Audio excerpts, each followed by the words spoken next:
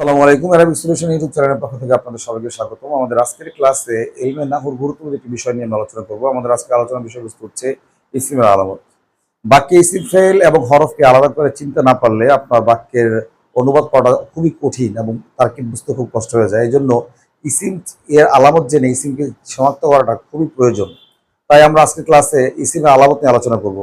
ইসিমের 10টি আলামত, আমার মনে হয় ইসিমের 10টি আলামত জানলে ইসিম শনাক্ত করাটা খুবই সহজ।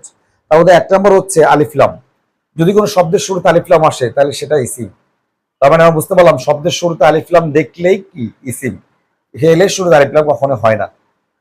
ইসিম শব্দের শুরুতে যদি হরফে জ্বর আসে, শব্দের শুরুতে হরফে জ্বর আসলে সেটাও ইসিম। শব্দের শুরুতে হরফে জ্বর আসলে ইসিম। হরফে জ্বর শব্দটি বাও তাও কাফলা ওয়াউজ মুসখালা রুবা হাসা মিনাদা ফিআলা আতাইকা, এই 17টা হরফ যদি কোনো শব্দের শুরুতে আসে তাহলে আমরা বুঝতে পারবো যে এটা ইসিম। 3 নম্বর তানবিন হওয়া। শব্দের শেষ অক্ষরে যদি তানবিন হয়, শব্দের শেষ অক্ষরে তানবিন হলে এটাও ইসিম। তাহলে আলিফলাম হওয়া, হরফে জ্বর হওয়া, তানবিন হওয়া এগুলো ইসিমের আলামত। 4 নম্বর মৌসুফ হওয়া।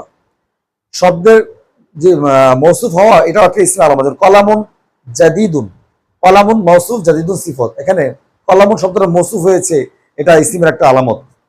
5 নম্বরে মুজাফ হওয়া। যদি কোনো শব্দ মুজাফ হয়, যেমন কিতাবু জাইদিন, কিতাবু মুজাফ, জাইদিন মুজাফ ইলাই, এই মুজাফ হওয়াটা একটা ইসিমের আলামত। 6 নম্বরে মুনাদা হওয়া। হরফে নাদা দিয়ে যাকে ডাকা হবে, যে শব্দটাকে ডাকা হবে সেটাও একটা ইসিম। 7 নম্বরে মানসুব হওয়া। মানসুব বলা হয় শব্দের শেষে ইয়াই নেসবতি যোগ হওয়া।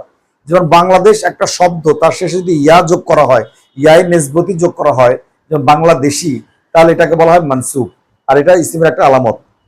8 নম্বরে মুসান্না হওয়া, মানে দ্বিবচন, এটাও ইসিমের আলামত। 9 নম্বরে জমা হওয়া, এটাও ইসিমের আলামত। 10 নম্বরে গোলতা হওয়া, শব্দের শেষে গোলতা হওয়া ইসিমের আলামত। মাদ্রাসাতুন, গোলতা হয়েছে, এটা একটা ইসিমের আলামত। এইভাবে এই 10টা আলামতকে যদি আমরা মুখস্থ রাখতে পারি এবং বাক্যের শব্দের আগে পরে খেয়াল করতে পারি, তাহলে আমাদের ইসিম চেনাটা খুবই সহজ হয়ে যায়। এখন আমরা এই আলামতের আলোকে একটা বাক্য থেকে ইসিম নির্ণয় করব।